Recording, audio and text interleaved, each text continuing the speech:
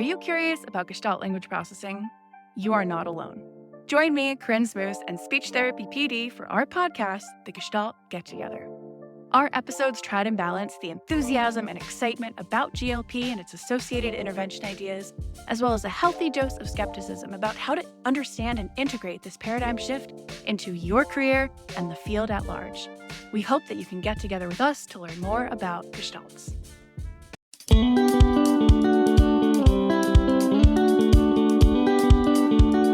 Welcome to SLP Learning Series, a podcast series presented by SpeechTherapyPD.com. The SLP Learning Series explores various topics of speech-language pathology. Each season dives deeper into a topic with a different host and guest who are leaders in the field.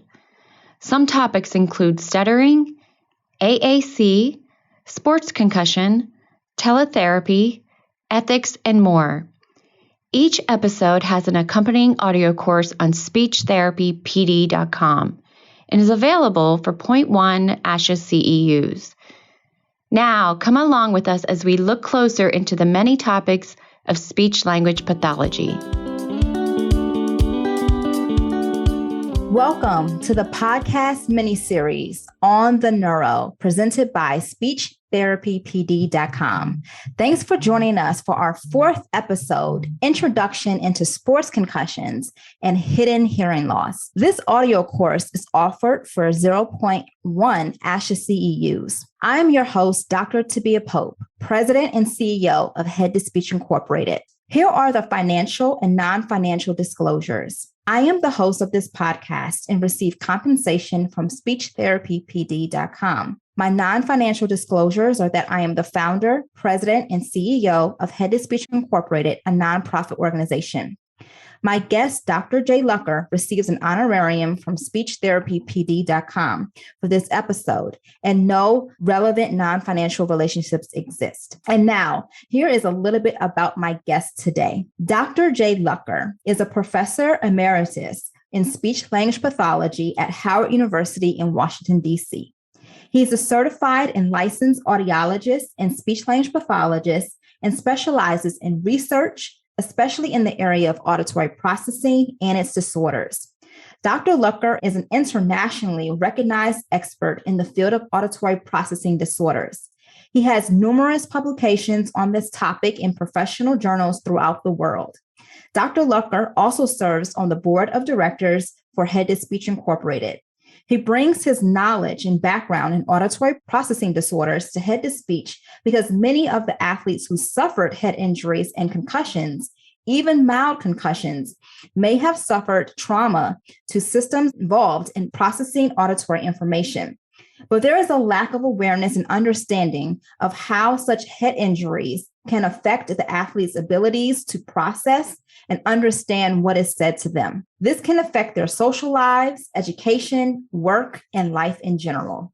The On-The-Neuro podcast features guests who are either emerging, expanding, or influencing within the neuro community, as well as those who can speak on topics related to brain injury, sports concussion management, and overall brain health. So welcome, Dr. Jay Lucker. Thank you so much for being on the podcast. I am very happy to be here. Thank you for inviting me. Thank you. So we're discussing all things sports-related concussions and how it affects athletes' hearing, and also how sports-related concussions cause auditory processing disorders.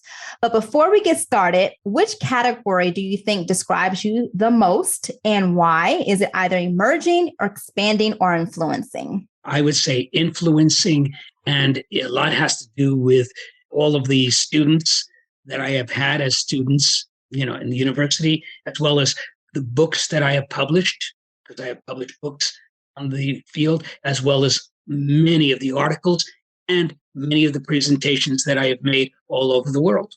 Well, thank you so much for your contributions to our profession. And what is one thing that you've learned as you influence our profession through your private practice as well? One thing that I found that's limiting a lot. Now, one thing that I've learned is that people, at least in my field, which is the area of hidden hearing loss, which really is processing and auditory processing disorders, is that they're becoming auditory processing and auditory processing disorders becoming more understood, more accepted, and more open, especially within our professions of speech language pathology, audiology, occupational therapy, and even in education.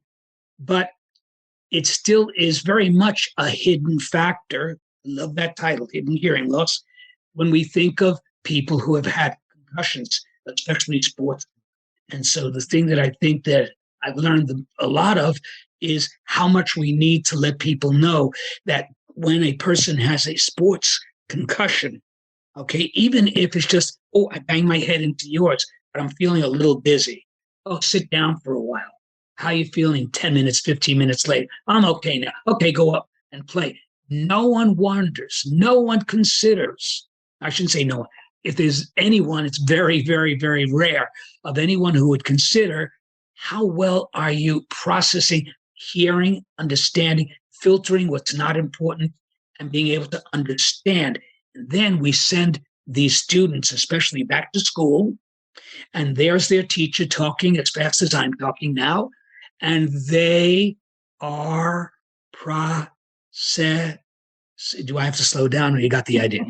They're processing, slow as can be, and the teacher's, already at the end of the alphabet, and they're up to what letter comes after M. Mm-hmm. So it's good to know a lot of people are learning and really open and wanting to know more about auditory processing, especially, I hope, as it relates to people with head injuries, especially sports. And we're going to get into that. So that's a great segue into what we're going to be talking about this evening. So how does sports-related concussions affect an athlete's hearing? So let's start with hearing. How does it affect the athlete's hearing? It really depends on where the concussion occurs. But if we think about what has happened, especially over, let's say, the last decades, okay, the helmets that people are wearing now, even for riding bicycles. We don't think of athletes when we think of bicyclists, but athletes are athletes, okay? The helmets that people wear when they're playing football and other sports. But then what about things like baseball? No one's wearing a helmet. In terms of the ball gets hit, you're going for it, you're trying to find it, and all of a sudden it hits you in the head, those kinds of things. And the thing is that it usually hits the top of the head, back of the head, front of the head. Usually the injury doesn't hit down here. Hearing itself is just what's going on in the ears, the auditory system. And I have to say, especially since I specialize in auditory processing, really don't see, people with students with sports injuries who have hearing loss. What they have is the inability to process that which they hear. That's a big difference. Mm-hmm. Can you describe the parts of the ear that are typically not protected?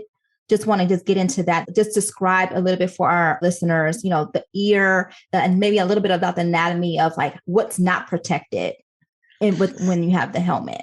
Okay, we'll stay with the ear. And then if it's okay with you, I'm going to go into higher level. Okay. From the ear point of view, think about, the typical athlete and a helmet. Okay, I'm going to use my hands, right? So the outer ear and the opening to the ear is protected, okay? Second thing is that is protecting the sound coming in, okay? But there's nothing that's protecting the bones of the middle ear and the eardrum to be vibrating, right? And when you get smacked, excuse my doing that, okay, it's possible to, I'm just going to make believe this is a bone, right? You see it? All of a sudden jerked. The smallest bone in the middle ear is called the stapedial bone, stapes, okay? For those who aren't familiar with the Latin names for it, the stirrup, the hammer anvil stirrup, which is the malleus, incus, and stapes, the stapes, that bone can be shoved into the inner ear, sending a very violent wave in the inner ear. The helmet can't protect the inner ear. And so that wave can cause the hair cells, which are vibrating like this, to bend too much. What happened? They died. And the thing is, that's what could cause it. We go beyond that, we're now into the central auditory nervous system. And basically, for most people, even if the left-handed people, right-handed people, like 99% of them are left-brained, and left-handed people, about 65% of them are left brain. What the left brain holds is the center of our auditory neural reception, where we pick up and get the sound. It ends there. Okay, so it's over here. So I'm wearing a helmet, right? Okay, the helmet is on both sides. And I'm sure that anyone who knows a little bit even about the brain knows of something called coup and contra coup. So all of a sudden, I get slammed in the head with my helmet, slammed on the right side. What happens is, so this is my brain, okay? This is the temporal lobe, right above your ear, right here. It gets pushed, smack right against the bone of the skull. And there's fluid in there that's going to be shaken up like crazy. It's possible that that could cause then overflow of the wave and cause the hair cells to down, which would cause a hearing problem. But what's greater than that is after it hits this way, it comes back. Now watch carefully. You see my hands? They're connected. It's hit this way. See, this is the normal connection. But then as it comes back, guess what's going to happen? Right? So here they are naturally connected. Then they're pushed together. But then all of a sudden, as they're pulled apart, some of the nerve endings, the axons, okay, kind of, I apologize to use the word ripped away. And what happens is the person doesn't have all of the connections that the person had before the incident, before the accident. Mm-hmm. And that's where all of a sudden, while you're talking, it's going to sound like this. Or, as I said, all of a sudden, as you're talking, it's going to sound like that. Right. So what are the two auditory difficulties that are reported usually by athletes that have sustained a sports-related concussion? Okay. The most common things that I see is ringing in the ear, or what we call tinnitus. And that's probably because the hair cells have possibly been not functioning properly anymore. So they're functioning, and the neural pickup is functioning even though there's no sound. So the brain is hearing or processing sound that doesn't really exist. Usually a high-pitched sound. It's very often just a one continuous sound, sometimes a mush of sound. I'm sorry, but what can I describe it? Like a kind of sound. And the thing is, the person hears it all the time, and it's constant, and it becomes annoying. The second most common thing is being able to understand people talking to you, especially when there's background noise. And that's because what happened is that the auditory system is now trying hard to understand what the person's saying, and it doesn't have the equal ability anymore to filter out the unwanted. And I also share something else. Sometimes, very often, it's forward and back this way that the accident occurs. Well, right above your eyebrows, inside your brain, is a region called the executor functioning, and that gets slammed. Okay, not necessarily hit even. You can hit the back, but it gets pushed forward and then slammed back. And what happens is the executor is now not functioning properly. The executor is doing two things, which I see as a problem often with people with sports injury concussions, or the sports injuries, TBI. And the thing is, one is they can't make decisions appropriately and as quickly as it was before. So if you ask them, what's your name? John. Now, he did answer, right? And we'll make believe his name really is John. But what took so long? So in social situations, this is what probably, I'm now the speaker, the person that's listening that way. What's your name? I ask you, what's your name? Come on, what's your name? Well, this is what he's processed. Your name. I don't have three names. What are they talking about? What am I supposed to say? How am I supposed to? because it's just too much, overwhelming, overloading. You know what the easiest thing to do is? Respond, I don't know. And that's a great segue into our next question. My next question to you is, how does sports-related concussions cause auditory processing disorders? And so you kind of already touched on it, but I want you to talk about how it negatively impacts the athlete's learning, because there's so much, auditory processing can impact learning as well. Yeah. Okay. Well, speed of processing, that's what I was talking about. It's a big factor. I'll give you an example. Okay. So we're going to make believe now that I am an athlete and I'm learning something I've never heard before, a new topic, right? To make it easy, I'm going to count. So we're going to learn how to count. But this is the way the teacher could say it. Hey, everyone, we're going to learn how to count. This is the way you do it. And I'm not going to show you visually. It's all going to be auditory.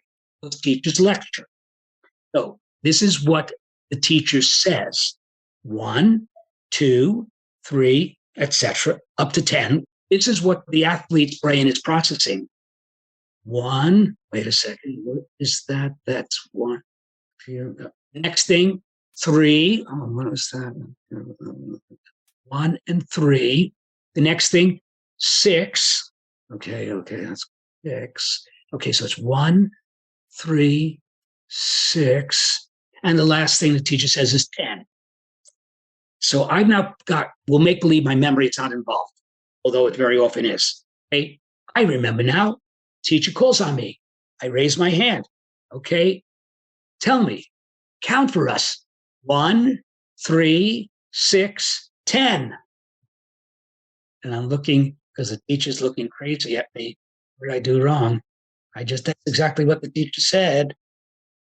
In other words, so the athlete may not get all of the words, but he put it together the way it was processed. New information, new units of study, unfamiliar information, multi-step directions. Right? I'd like you to do now. Functioning. Yeah. Okay. I'm going to ask you to do this. Ready? Okay.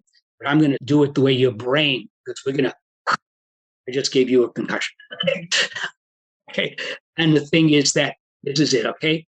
We're going to have dinner to be it. Okay. Look at and now upstairs and then come down and join us. Okay. What are you going to do?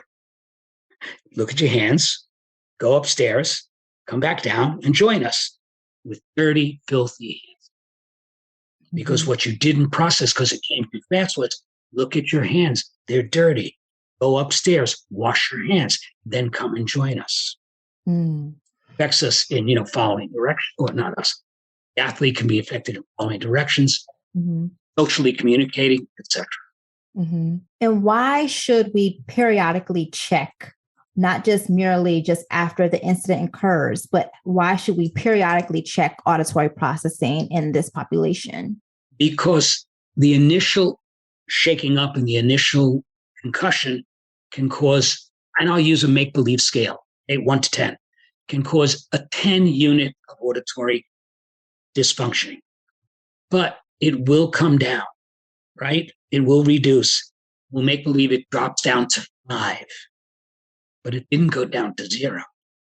Thing is, we just see an improvement. I'm listening better, paying attention better. I still don't get what you're saying. I still can't remember it. I still can't filter out the background noise. And I may not be aware, because one thing would be I'd stop listening because it's too confusing. So talk to me and watch. What's the first thing you would say if you were the teacher? Can you please look at me and pay attention? And so what I have seen, this is one thing with a lot of sports injuries, is that they come to me because of listening, because they've gotten to a psychologist or someone who recognizes, wait, we should check out the auditory process.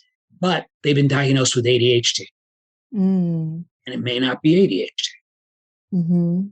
So I think that's important to also talk about the behavior, how, like you said, the behavior in auditory processing.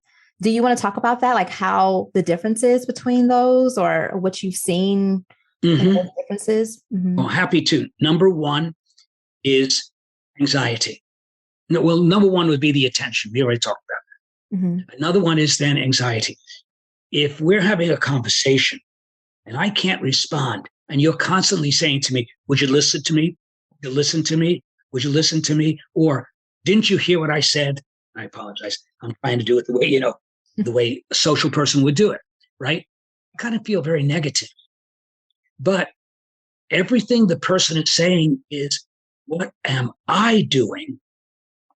As if I have chosen to do it. But then I analyze it and I say, I was listening. I was listening to everything you said. This is what I got. This is what I, quote unquote, heard. This is what I processed. No, you didn't. I said blah, blah, blah. You didn't, blah, blah, whatever it is. But I didn't get it. You didn't say that, because I'm going to deny that you said it, because I didn't process it. I didn't get it. And the first thing, not the first thing, what can happen then, it's increased, I call it negative emotionality, anxiety. What happens with anxiety? I now walk into the classroom. I can't get what the teacher's saying for the past 2-3 months. Now the teacher's still talking. Before I even sit down and listen to the teacher, I become anxious. Except for one thing, the teacher hands out a piece of paper and says, we're having a test. And my anxiety is now really up the roof, and I fail the test. Yeah. Wow.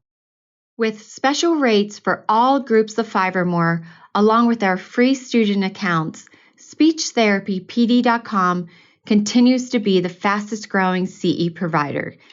If you'd like this podcast and want to hear more, we are offering an audio course subscription special coupon code to listeners of this podcast. Simply enter the word SLP Learn for $20 off. We're going to get into assessments and interventions, because I'm curious to know what you would do to how to assess and intervene in that area. Are there, any reasons behind the auditory processing system being referred to as a hidden hearing loss? You talked about that beginning, but I would like for you to kind of dive into that a little bit more, because in our profession, we usually think about expressive language, and we often miss the receptive and receptive language. And I really want to hone in on both expressive and receptive language and how it's important for this population, and looking at both. Can you tell us a little bit more about the reasons behind the auditory processing system and why it's referred to the hidden hearing loss, and why it's important for speech pathologists and audiologists as well? Right. Okay. The field of auditory processing was kind of unknown, and people did not understand it for years. When it first started, the first person who really kind of identified it was a psychologist. So now the question is it a disorder of psychology? One thing, psychologists didn't know how to evaluate it. They didn't know what to call it. So the original name, or the earliest name, was called, okay, you ready for this? Okay. Childhood aphasia. Childhood aphasia. So what is aphasia? Who works with aphasia? Speech pathologists. Right. So speech pathologists got involved with childhood aphasia. Okay. And the thing is that so long as the person can pass basic deep raise your hand hearing test, it's not a hearing loss. It's that they can't process the language. It's language. Okay. But then speech science pathologists were trying to explain what's the cause of childhood aphasia. And not in all cases, but in most of the cases, concussions and brain injury, the problem is not due to the auditory centers, the language centers of the brain. Okay. In other words, if I gave you a slip of paper through the computer, would you grab it? Why not? You can't, right? Yeah. Right? You can't. Okay. So the thing is that if the language center is looking for the auditory information, but it's not there, there's a block because of the problem due to the concussion. Basically, the language isn't there. So it's not that. So a couple of people started getting involved with neurological disorders in adults. And what they found was there were many adults, not just, sports related, with brain injuries and neurological disorders, who could not filter out sound. And what they found was that most of these adults had neurological disorders of the low brainstem pathway traveling from the ear up to. Then they started to investigate. By the way, these people were not Americans. They were Europeans, started in Europe. And these Europeans then looked and they found that if you say something to one ear and at the same time say something to the other ear, very often these people could only get one thing from one ear. I say, let's say the word house. Oh, one of the tests was numbers. Say the number 3 and at the same time the number 7. 7 is easy. 3 and 6. And all you repeat is 3, right ear. 5, 9. But at the same time, they record it. And all you repeat is 5. Why are you missing the thing in your left ear? So the question that came up is, this isn't a language problem. It's an auditory system problem. Audiologists got involved, and I apologize to bring this up. I know we're recording, so if I have to go to the court, I'll still say this is what I believe. It was political, that audiologists wanted to own it, because then all people with auditory problems will come to audiologists. If they don't have a beep, beep, raise your hand hearing loss, I'll test their auditory processing. I'll diagnose them with an auditory processing disorder. And therefore, if I can do that, our professional associations agreed, and back in 2005, they published saying that the diagnosis of an auditory processing disorder is solely within the scope of practice of the audiologist. Therefore, what do you think audiologists will cause anything? Hearing loss or auditory? Mm-hmm. And the thing is, what they were trying to say is these were people who you wouldn't normally see as having a hearing loss. Mm-hmm. So they called it a hidden hearing loss. Mm.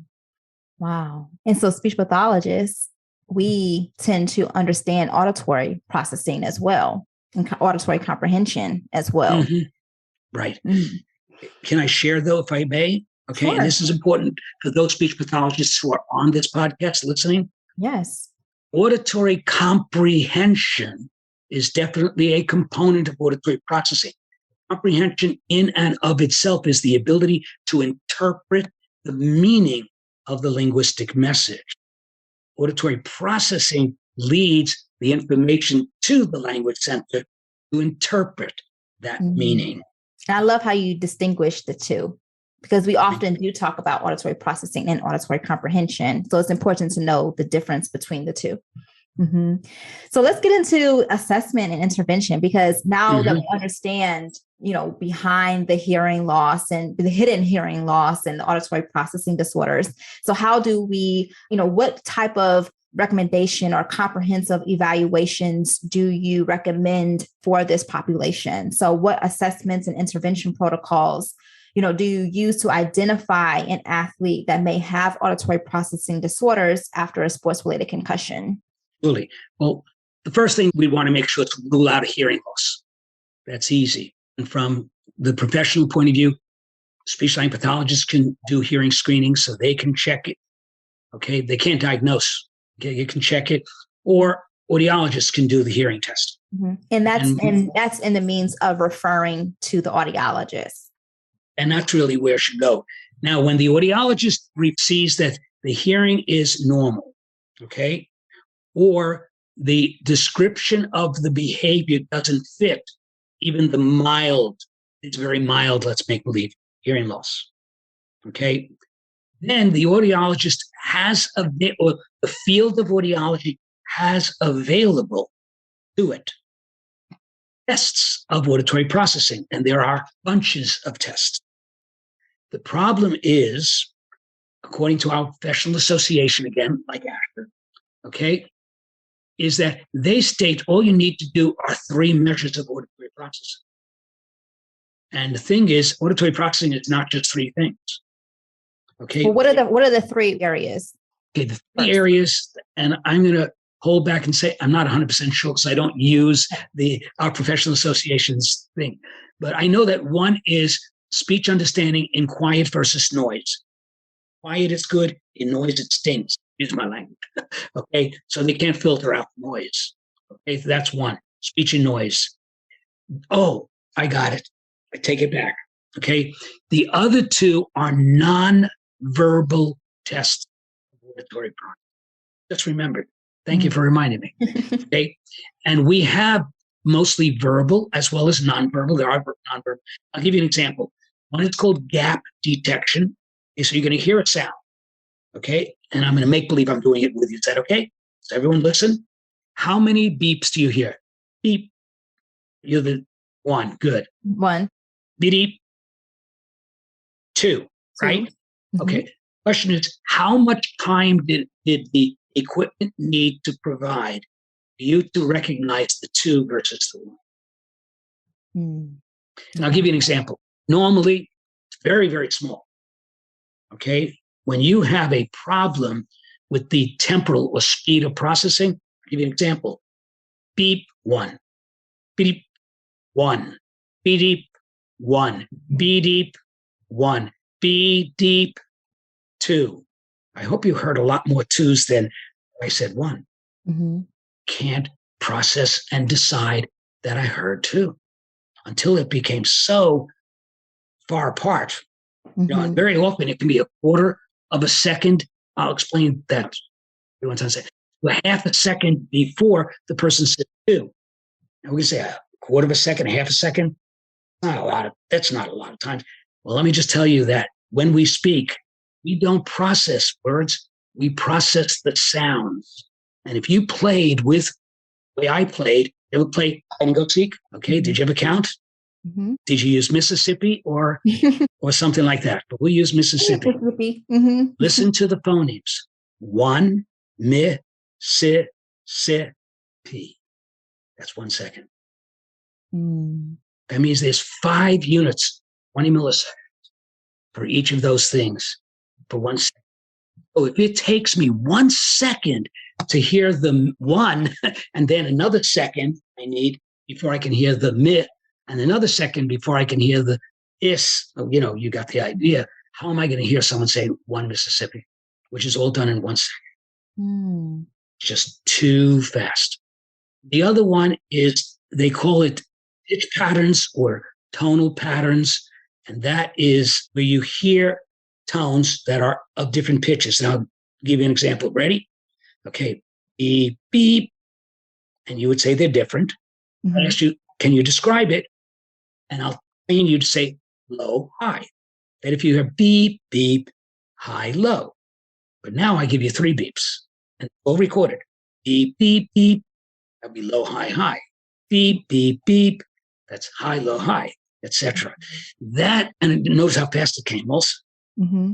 Okay.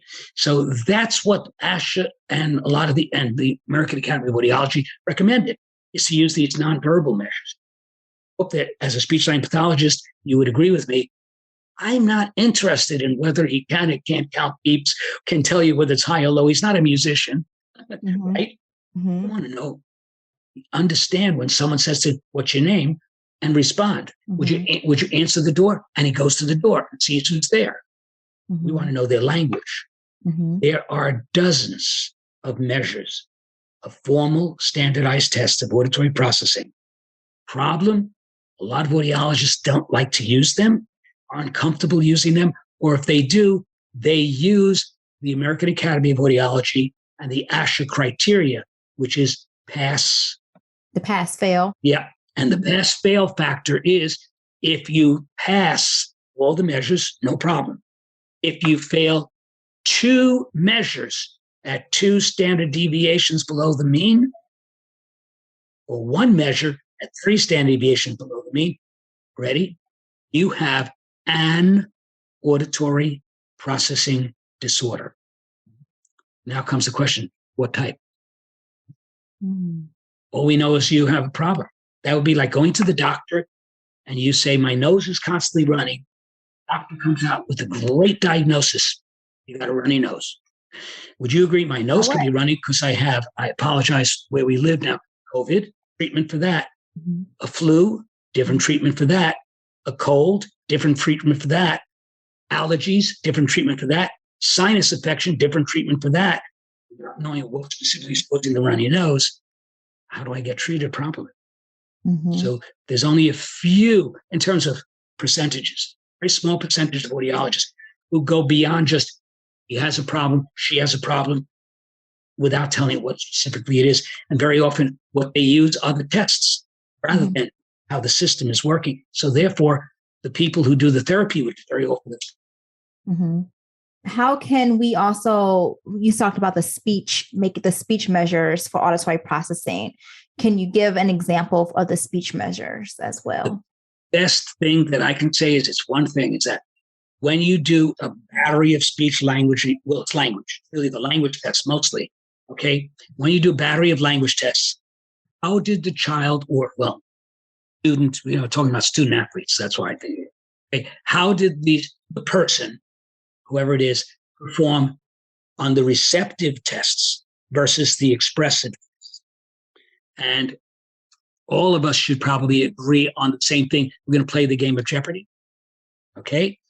And the answer is, and then I'll put the question, the answer is receptive input. The question is, what do children learn in language first? Receptive or expressive? And it's receptive, right? It's receptive. Input. And just so that you all will know, receptive language, or general, anything to do with language, we'll call it receptive ability, occurs in utero, usually somewhere between the 6th and 7th month of gestation, which means usually 3 months before the child is born.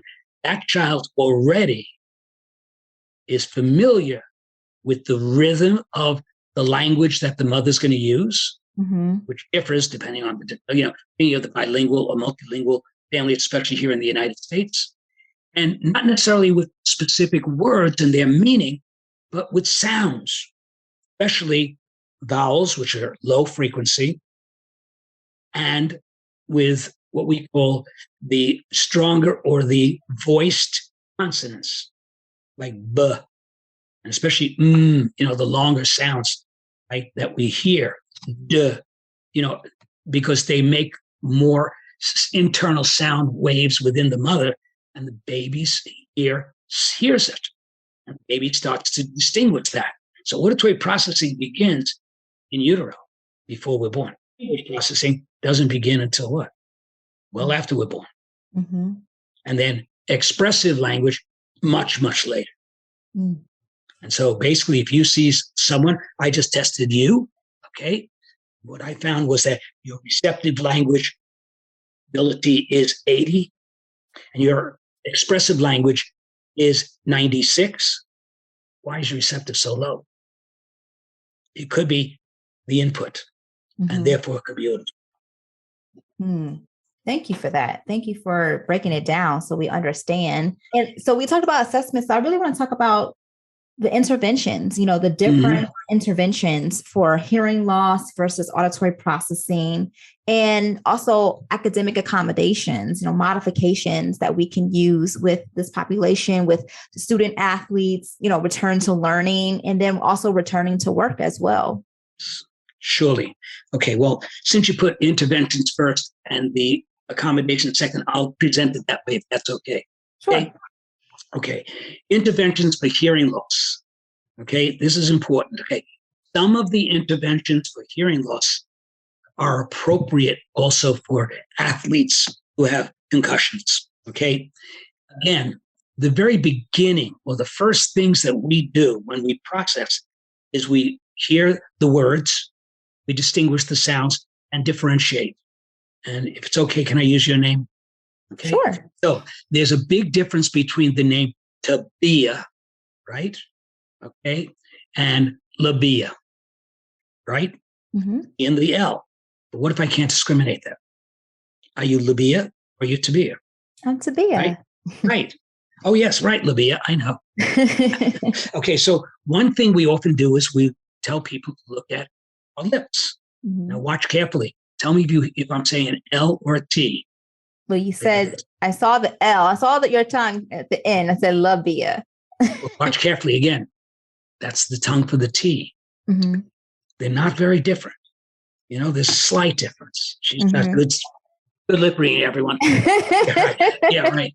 The thing is that a lot of the, okay, a better example would be labia, not sticking no. labia, tubia. Okay, yes, okay, I understand. Okay. Right? Labia, tubia. Okay, right. Okay, I'll use an easy one. Okay, me and B. Ready? Which one is it? M. Mm-hmm. Can't see it because one of the things we do for people with hearing loss is we give them the visual. Right, so that they can help discriminate, because that is different from which is very different from which would be the K or the G. Okay, just using or the open end, which is a vowel, or an H, if we're using it. Or people with auditory processing problems, hidden hearing loss, especially with their sports injuries, they very often lose that discrimination. And so they usually are very good at discriminating low-pitched sounds versus high-pitched sound, like vowels versus, TH, right? And sometimes it may help when they have difficulty discriminating, sounds that are similar. Okay, so we use high-pitched sound. And I'm going to use the sounds of SH, sh, versus the sounds of S, right? To teach them lip reading. And I'll do it. I'll write the word C versus she. Mm-hmm. I don't know how to describe it, but would you agree? C is very smiley, right? Mm-hmm. Whereas she is almost like you're sticking your lips out a little bit, although they're open more, I'll call it kind of a kissy way, but it's a little open more, right?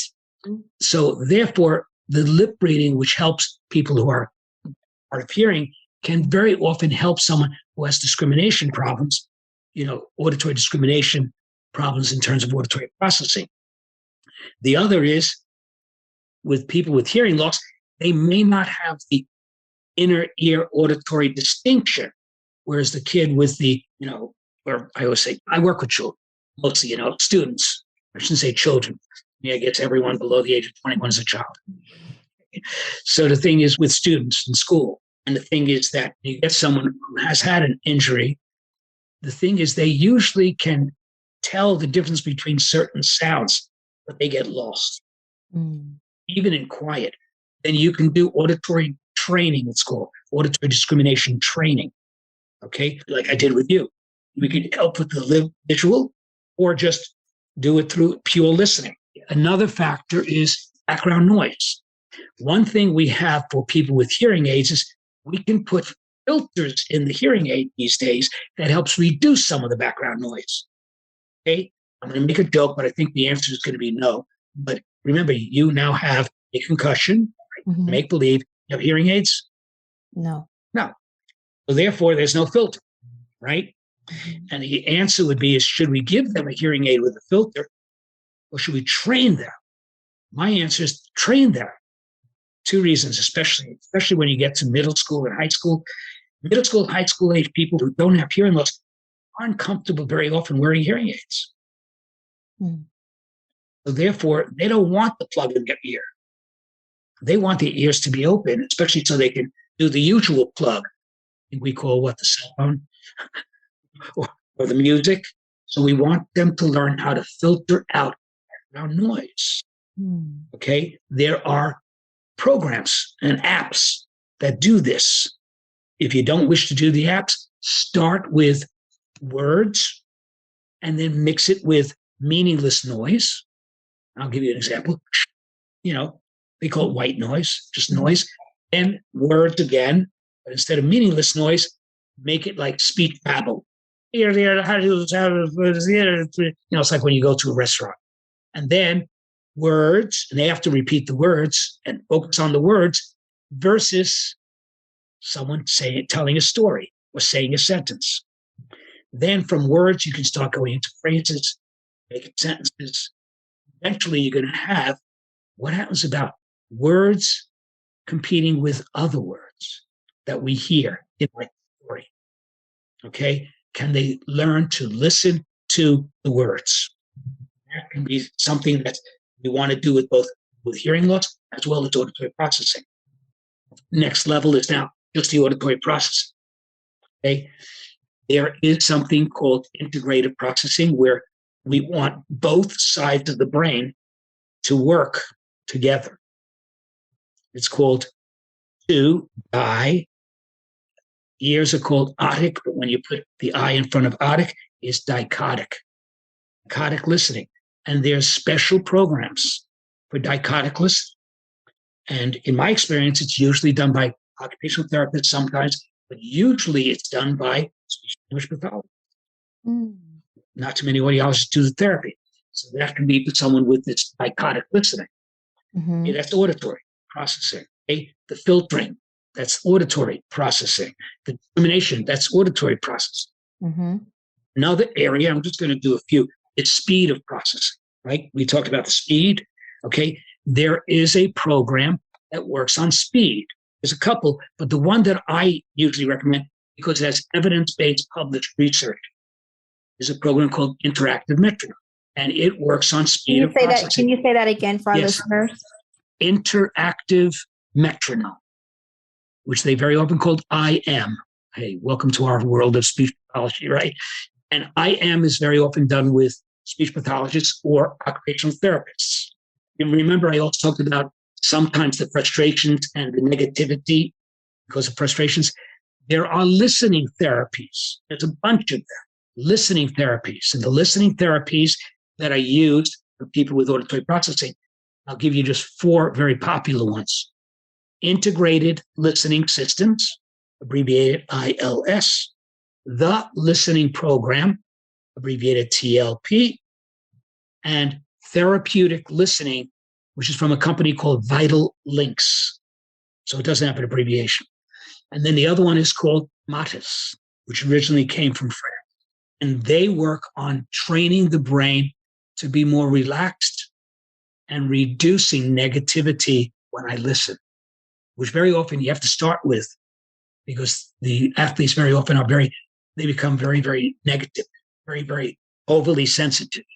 So these are just a couple of specific therapies. What about language? Okay, language, very often, because they can't put together the auditory, but the language center may still be better. What if we build up and strengthen the language area? Receptive language. One program, again, I'm not pushing the company, I make no money on it, okay, that I love because really it helps with listening, forming a mental image, and then building on the pieces as they come in until you can figure out the whole. For example, I'm going to describe them. How many of you ever played 20 questions? Right. It's describing things, but one question or one item at a time. And the commercial program is called Visualizing and Verbalizing. And it helps with the integrative language factor. And then obviously the receptive language stuff is very important. We can do to help these people. Accommodations. Okay. Number 1, when you were in school and you were learning and the teacher said, next week we're going to start a new unit of study, you didn't have to say yes or no. Would you agree? Many students go home and they read the chapter about that unit before they come into class, or they just skim through it, or they preview. Well, students in school aren't taught to preview. We very often have to teach it ourselves. But what if we teach the child to preview before they come into class? They already can get some of the key points, key words. And I'll give you an example. We're going to do a lesson in the class called chemistry. And one of the things we're going to learn about is a table. Would you agree? We're not talking about a flat surface that holds things with legs. Okay? It's a chart called the table, the periodic table. Well, if I'm there in class and I can't process well, the teacher's talking about a table, and I finally figure out it's the word table, I'm looking around class. Where in the world is the table? Where are the chemicals? Do they have a table with chemicals on them? Okay. No, it's a chart that the teacher's talking about. But I could preview table used in this lesson would be the periodic table, which is a chart, or I'm prepared better. Okay. Another example, history. Okay. What do you do at a party? I ask you that. Can you answer that? What do you do at a party? Eat, dance. Right. Do you go on a ship and take tea and throw it into the Boston Harbor? No. Then why is it called the Boston Tea Party? Do you agree? But if I can preview, that the lesson is going to be called the Boston Tea Party. Forget the word party.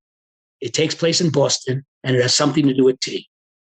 I'm not going to be so lost. A real example,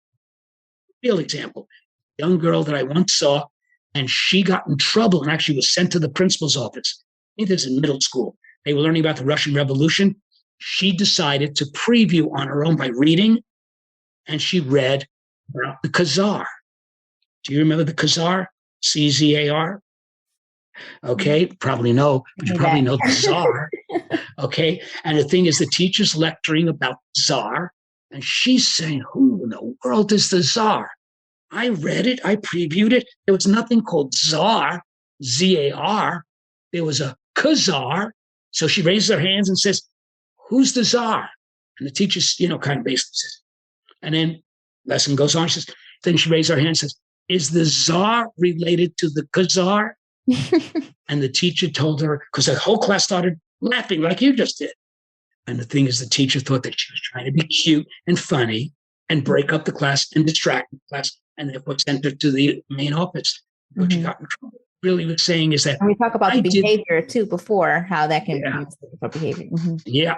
And the thing is, if she had previewed, someone could have said to her, that word is not Khazar, it's foreign word pronounced Tsar. Forget the C. Right? So she will no longer wish everyone a merry tryst. You understand what I'm saying, right? Okay, so we can preview that. The other thing is slow down. It's called chunking. I'll give you an example. Remember your hands? Okay. Here, your hands, you're going to look at your hands now, right? Are dirty. Go upstairs. Wash your hands. Then come down and join us for dinner. I have chunked it so that it's slower, giving your brain more of a chance to process things. And so that's something that can be done. In lecturing or in class, like I'm doing now, it's impossible to do because the rest of the class is going to be very annoyed. But that can be done during the previewing, the pre-teaching. That could be done if the person has a tutor, a one-on-one. That could be done when you're speaking directly to the person. So these are some accommodations that can be used. Well, thank you, Dr. Lucker, for that. I mean, those are excellent examples. I am going to ask you, do you have a case example of a client that you currently work with that is an athlete that you've worked with that you could give us an example? Sure. A case study? And yes. Yeah. I don't know. How much time do we have? Well, we're going to open this up for questions now from okay. After I do this? Okay. Yes. Okay. Yes. As a matter of fact, preparing for this, it really surprised me that I just saw a child earlier this week. This is a middle school age child, not earlier this week. Today's Wednesday. Yes, it was earlier this week. So it was Monday or Tuesday. The thing is that he is, now this is a boy, male. He loves athletics. He was involved in athletics when he was in elementary school, going to the recreation athletics. And one of the things he loved and the recreation he did was football. Okay, now, I would agree, and I think most of us would say, you don't really do the real tackling. You really don't do that kind of stuff. You don't train the kids like in third, fourth grade to do that. But what do the kids do once they've been doing it?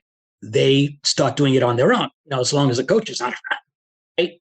And so one of the things was, and the only thing that surprised me is the mother brought the child in because he had had 2 accidents, and the last one was a very serious concussion. I asked the mother about the concussion, and this is something that probably some of you may have come across. That is, he wasn't wearing his helmet. And the only thing we can think of is why. Well, it might have bothered him, or maybe he didn't have it on properly, fell off, or whatever. It wasn't there, and 2 boys from the other team attacked him. Not touch football, even if it was touch football, they attacked him, knocked him down, and he went straight to the ground and smacked his head on it. And then what the mother did was, this was when he's now in 7th grade. This was when he was in 5th grade. Okay? Now, if he's in 7th grade now, would everyone agree? 5th grade was all what? Virtual learning because of COVID. And so the thing is, he wasn't doing well. Everyone was blaming the virtual learning. So He had a tutor, but he still wasn't doing well. So he was a kid who was reading like this, dropped down. Math, dropped down. So he had a All of his baseline, subjects, right? He took the baseline. dropped down. Everything dropped down. And the thing is that everything was being blamed on the COVID. This year comes along. He goes into 7th grade, second year in middle school. Thing is that they go into it's not virtual, what do they call it? Half the time you're in school and half the time in person and virtual. Like a hybrid. Mm-hmm. A hybrid. I couldn't remember the word. They have a hybrid learning. And it's those sports and hybrid learning. And the thing is that when he's in class, he's doing fairly well, doing better than when he's at home. But the problems he's having learning at home are equivalent to the problems he's having learning in class. And then finally, no one knew what it was. He went for a psychological evaluation. First thing the psychologist hit was every time you talk to him, he doesn't understand. He takes forever. Okay, so I'm going to do a psychological test with you. Okay, repeat the numbers 397. Here's his response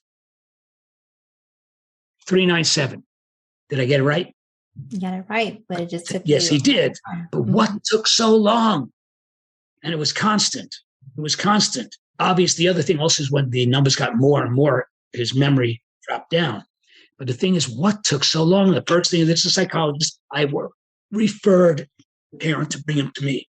When I saw this kid, the thing that hit me was it's a decision-making problem. He very often will hear a word, like broken up, like the phonemes and stuff like that. Like, what word is k? His immediate response, wait, k, t. Good. Now, what word is that? Response, time, k, t. He couldn't say cat. And I blended together. I mean, it was the weirdest thing that really, so he had, as the reading problem. His reading was fine for the words he probably memorized and he knew right away. But when he came to a new word, one he's not sure of, and think about that, he's in middle school, he's trying to sound it out. And when talking with him, his mother said, because his mother brought him, and if I say something to him and he doesn't know what I'm saying, and she'll use a multisyllabic word. So I can't think of so I'm just going to use blah, blah, blah as a multisyllabic word. You say blah, blah, blah, right? Because that's the way it's going to sound. His response to her was, okay, bad example, but I'll have to use this. I can only think of two. Mother's going to say, did you leave your blah, blah, whatever it is? Did you leave your hat outside? And his response to her is that he's looking to the side and said, which side do you see my hat on? In other words, he processed outside, which is one word, as two words, never even got the out. Mm-hmm. All he got was the side. Mm-hmm. So he's trying to think of where is his hat? Which side is it on? And it had nothing to do with that. She meant, to leave it outside instead of bringing it in. Mm-hmm. And so he had a lot of blending, as we would call it, problems. Mm-hmm. Speed of processing, background noise, quiet, repeat the words. It's all recorded. 100% right ear, 100% for the left ear. Background noise, I think he was lucky, 25 words. I think he was lucky if he got like 8 words, which is 8, 16, 24. It's only about 1/3 of the words with the background noise. Then he finally tells me, mother never told me, is that it's hard to hear with that noise. And I have a noise in my head all the time. Mm-hmm. So I tested his tolerance for the noise to see how he can do it. And if people were to yell at you, how many of you agree? I don't like it, but I will say, please don't yell, but I could put up with it. Mm-hmm. This kid went like this when he heard the loud sounds. It was like a shock, very shocked. Mm-hmm. Well, think about school. And I apologize. How many of you agree? Someone bangs the door closed. Mm-hmm. Someone drops a book on the floor. He startles. Mm-hmm. And during that startle, he's lost everything. And so he had a lot of problems. Mm-hmm. And the thing is that school psychologist had evaluated him and given him a 4-digit diagnosis. Okay, bet you can guess what it is. Starts with an A and it has 2 Ds. What we talked about earlier, the ADHD. Right, ADHD. Mm-hmm. Thing is, does he really have ADHD? Or is it that he's getting so frustrated and we just lost. And so one was my report, which I've already written on him, a whole bunch, almost 3 pages of accommodations. And I talked about treatments for him. And the goal is we help him. Yeah.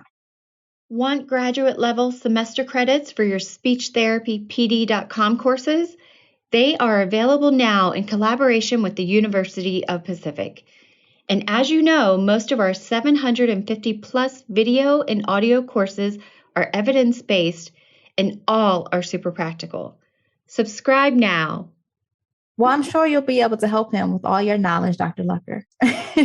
And so he's in good hands. He's in good hands. But I mean, thank you so much for breaking it down for us, the hidden hearing loss, because it's so important for speech pathologists to understand, to screen for hearing loss, but also the hidden hearing loss too, so they can make the appropriate referrals and understand how that may impact the student athlete for return to learning and return to work and also return to playing. Because if you're having difficulty with auditory processing, when you're on the field and you're trying to listen for the plays and you have the background noise, you're going to have difficulty, remembering the plays and listening. And so you're going to have to train not only the coaching staff and, his teammates on, how to also work with him in this area as well. So it's really an interprofessional approach, because you said like the psychologist referred him to you.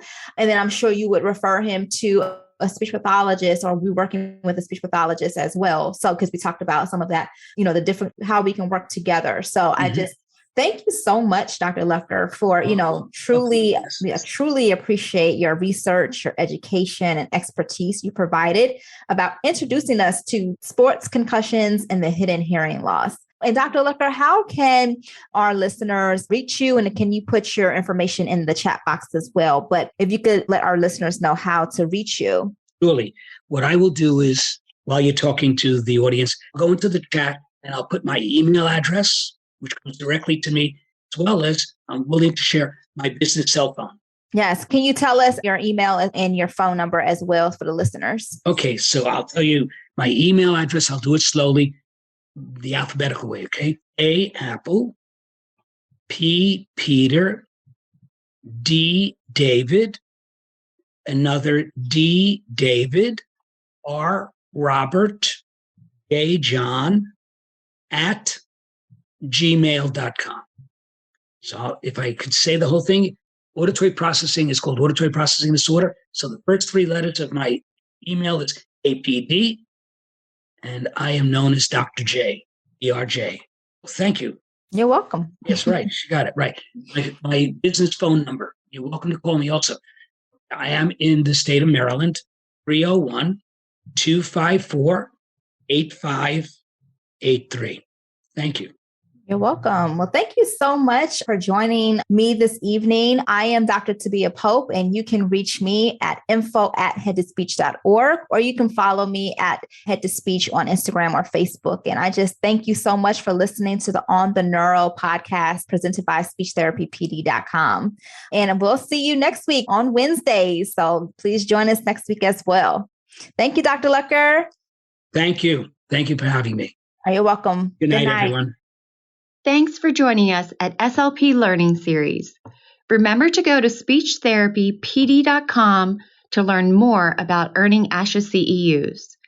We appreciate your positive reviews and support and would love for you to write a quick review and subscribe.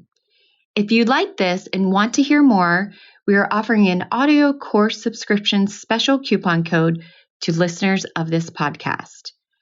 Type the word SLP Learn for $20 off.